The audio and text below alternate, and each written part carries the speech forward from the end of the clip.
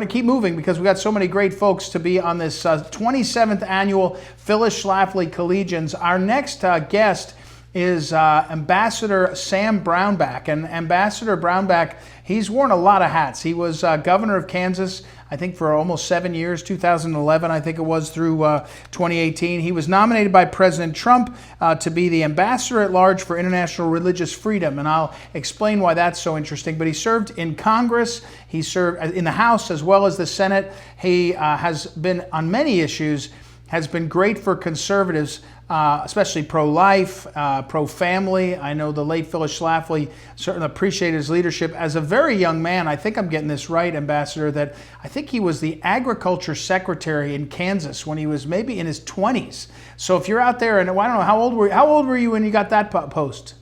29. 29. So for our collegians that are 22 or so, just a few years now, you can run the ag department in Kansas if you're Sam Brownback. But he when he was in the Senate, he really honed an interest in the question of religious liberty and international affairs, and he played a role there. And this position now as Ambassador at Large for International Religious Freedom is kind of the culmination, I'd say, of his public service and then his interest in, and especially his own faith. So, Ambassador Brownback, welcome to the Phyllis Schlafly Collegians Summit. Thanks for taking time to be with us. Oh, it's a delight to be with you. And I was a great fan of Phyllis Schlafly. She really set the standard for conservatism. I mean, she got the pro-life issue and the platform in 1980, in the Republican platform, when it was a huge fight at that time. And she just never quit fighting. So I'm honored to be associated with anything associated with Phyllis Schlafly because of just how much of a crusader and warrior that she was. Well, and let me just make sure to say this because we've had other guests from the administration. Ambassador Brownback's appearing in his personal capacity. He's not doing anything official. We just like to be clear about that. But here's a way to put this put all that stuff aside and say this. You got a bunch of kids yourself. You've raised a family. So you've talked to college kids yourself, your own. All these college students that are on this virtual summit, Collegian Summit. What do you tell college kids in this era? It's a crazy era. We got the COVID thing. We got virtual school. We got the economy is becoming this technological economy. The world is shrinking. I don't know. How do you talk to college kids, Ambassador? Yeah, that's a good question. And if you were a college kid right now, if I was a college kid right now, what would I do and be talking about? And as you say, I am not in a political position at this point in time. I'm in an ambassadorship position, and so I'm talking really from that and not from politics. Right. If I were a college student right now, I would look at this and just make sure that I keep focused on my faith. Make sure I keep focused on the long game and learning what I can through this period of time, and not to be driven by fear. I think one of the worst things that's happening right now is that people are getting driven to do things by fear rather than thinking things through, rather than really being, thinking about it, contemplative about it, being wise, and also, I think this is a real good time to be able to look to mentors that you trust and that you like, that aren't driven by fear, and watch them and listen and talk with them, because 2020 is a year like none of us have seen in a lifetime. This one's really amazing. You've had really 1918, 1929, and 1968 in the first half of the year. With the Spanish flu, the stock market crash, and race riots. I mean, it's just this is amazing. So this is one really where you want to really keep your eyes on the long term, and I think really one where you want to grow your faith in a season that's as troubling as this one. We're talking with Ambassador Sam Brownback, and your current service, Ambassador at Large for International Religious Freedom. For me, in this 2020, maybe this administration, the place where that seems to be most glaring is China. The concern people have expressed over what's happening in the communist Chinese regime. The late Phyllis Schlafly, we were talking about her earlier, she cut her teeth as a young mom and a housewife studying and forming book clubs on the anti-communist efforts, pulling the congressional record of all the hearings and saying this is what communism, Soviet communism means. It's taken a lot of time for, I think, Americans to realize what the Chinese communist regime, it's the communist part of the Chinese regime that that has a problem. But one way to shine a light is this question of religious freedom in China. How do you describe that? How glaring is that problem? How big a factor is it in the sort of whatever you call this moment of Chinese-American relations? To me, it's the most troubling religious persecution situation in the world, and not because it is the most deadly, although it may well be, but because of the tools and the tactics they are using. This is a communist, atheistic regime that's really going back to its roots. Ronald Reagan, when he was crusading against the Soviet Union, it was the atheistic piece of communism and them holding their people away from faith that really troubled him so much. I'm reading a book on it right now. We should be the same troubled nature about the Communist Party in China that has 1 million Muslims locked up in detention facilities, that's tearing down house churches and putting up pictures of Mao and Xi Jinping in place of Jesus in the front of a church, that's doing credible reporting of organ harvesting of some of the religious adherents they don't like, that still doesn't let the Dalai Lama back into his home country, back into Tibet. He isn't allowed there. That still persecutes the people in Tibet. And now it's using the high-scale sophisticated technology to really run this police state, a virtual police state, even if people aren't locked up. They're using the latest of the technology, artificial intelligence, watching people constantly with cameras, genetic testing, to where people are in a virtual police state even if they're operating outside of it. They can't, in some cases, buy and sell if the state doesn't like them or like how they practice their faith. And it's that forward use of this technology to oppress people of faith that is particularly troubling to me, because I think it's the future of oppression. And we don't want to see these systems replicated in other places in the world. For our young people that are watching, collegians, you may not realize it because it's only been maybe the last 3 or 4 years. Most Americans thought, well, we'll figure out how to work with the Chinese. They're not quite like the Soviets. They're not. Their communism is not as maybe systemic. But in the last 3 or 4 years, it's become so clear. And I think this president in the trade war that people know about, they say that's one factor, that we have to have a fair trade deal. But these other factors are, as you point out, I think more troubling. And the presence now of the light on it, to see what's happening, is a positive thing.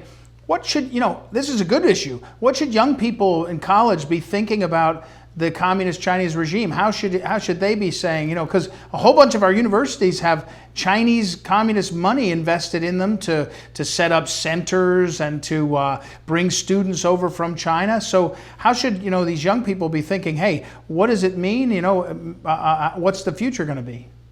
I think they need to really work on getting the facts and not biting the spin, not taking the spin. That China, the Communist Party in China, has been investing heavily in influencing in the United States. They've bought a number of different things associated with the entertainment industry. They've invested heavily in the universities and these Confucian institutes. And I think people just need to take the blinders off and be willing to look, and then really be willing to confront them. This is a regime that is an enabler of human rights abuses around the world, the greatest enabler of human rights abuses around the world, and they themselves are practicing it too. And I think people need to be really aware. I think China is every bit, if not more, of a difficult adversary than the Soviet communist system was when they were at the height of their power. The Chinese have figured out how to use the money. They really bully other countries around the world to follow them. And we have got to take this fight on aggressively. And thankfully, President Trump has really dug into this fight, and I think has really changed the paradigm on our relationship with China. Before he came in, this was one where we were really accommodating them, and now we're confronting them. We're talking with Ambassador Sam Brownback, who is the Ambassador at Large for International Religious Freedom. And you said something, they should get the facts. Where would you recommend it? What book would you recommend? What website would you recommend for people to read on the reality of China? And let me say this about this. This is what was so important. I remember asking Phyllis Schlafly about those early years, 1940s into the 50s, early 60s. They formed book clubs. Back then, she said, I got all these housewives. We formed book clubs. We studied what the Soviet communists were actually saying and doing. And once we informed, she said, she joked, she said, we get all the women that were stay-at-home moms to understand it. Then they go home and tell their husbands, and then that would move the thing along. But where would you say, what books should people read? What websites should they go to learn this truth about the communist regime? You know, I think a number of the conservative websites are doing a good job now of uncovering this. I like the book I'm reading now on Ronald Reagan as a crusader against communism, because it talks about the things that really grated on Reagan and then what he did to take that message across the country. And he did. He was crusading against communist Soviet Union and their atheist system, and they're keeping their people from faith. He was crusading against them when he was on GE as a spokesman there. I think really to look at some of those tactics that were used for years against the Soviet Union are things that we ought to dig back up, or freshen back up for the moment. But one of the key ones was confronting them on this being an atheistic system that forces the atheism on its people. Even though it says, yeah, we've got religious freedom, China will say that, they don't allow people to practice their faith. They lock up, as I said at the first of it, 1 million Muslim Uyghurs are locked up in detention facilities now that the Chinese communists call their vocational training facility. One other point I want to make that's key. We have no problem with the Chinese people. They are wonderful people. My youngest daughter is from China. I love her dearly. We love the Chinese people. It's the Chinese Communist Party that's run that country for 70 years. That's an authoritarian, atheistic system that's become more aggressively so under Xi Jinping. That is who we have difficulty and a problem and are confronting.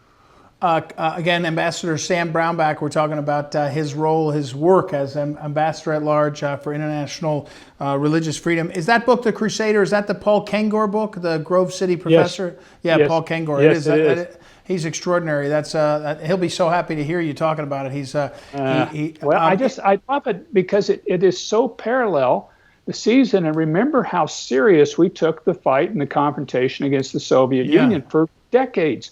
We've got to take this one with an equal amount of seriousness. Well, and I just acknowledge again to our collegians who probably see this, I think maybe it can be said, this is a little premature, but the Chinese are much more sophisticated in their messaging than the Soviets were. The Soviets would bang the table and say, we're going to beat you and you're going to speak Russian and the Chinese don't say that as much. They are much more likely to think in the Communist Party. One last line of questions. I don't want to say the last question, Ambassador, but we're talking about all this, and one of the things I'm hearing you say to young people is hone your faith. Focus on your faith. Don't be afraid. One of the people you had admired, John Paul II, now Saint John Paul the Great, used to say, "Be not afraid." That was almost his mantra. Of course, a Polish priest living behind the Soviet Iron Curtain back in his youth, he had a pretty good claim on not being afraid. He just kept going forward. But I wonder what you think about this.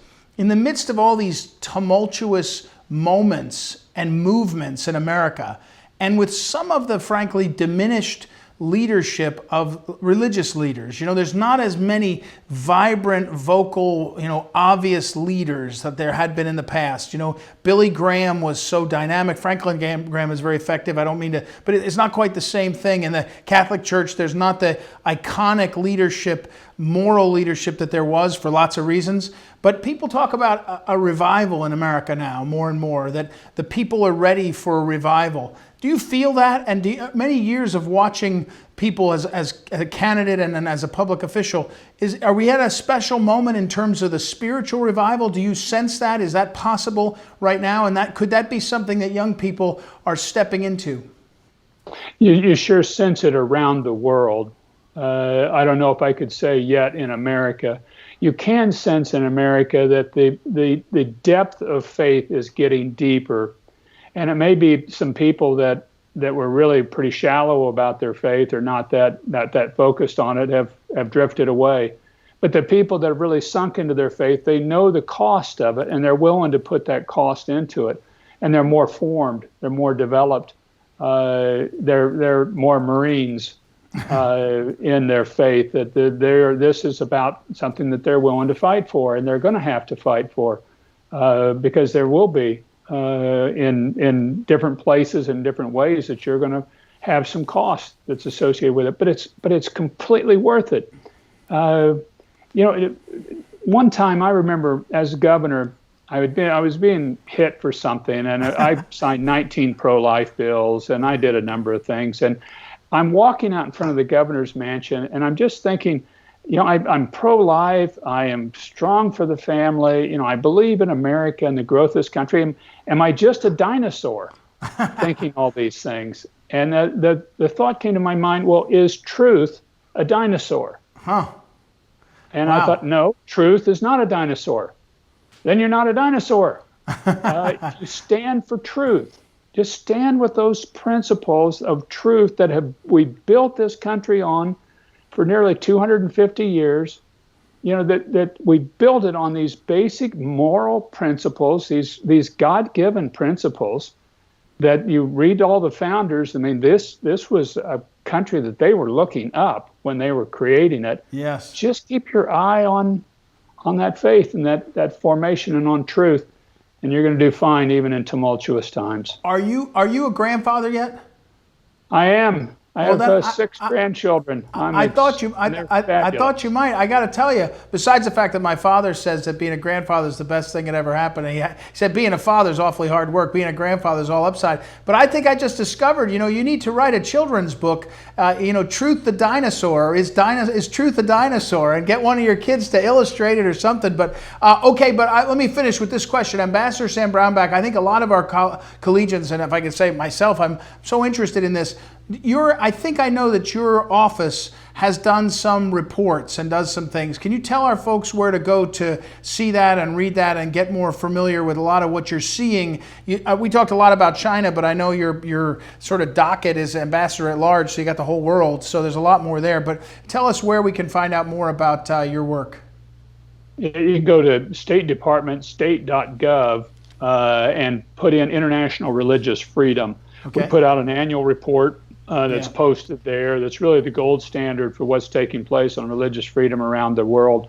We've got various feeds that we put out, Twitter feeds, other feeds that we put out as well. If you want to keep current on things going on right now, like in Belarus, there's a big issue really. The Archbishop of the Catholic Church is being blocked from going into that country, or there's a number of other countries where you're seeing persecution, and so we cite all those. But go on that state.gov, type in international religious freedom, and it'll take you there.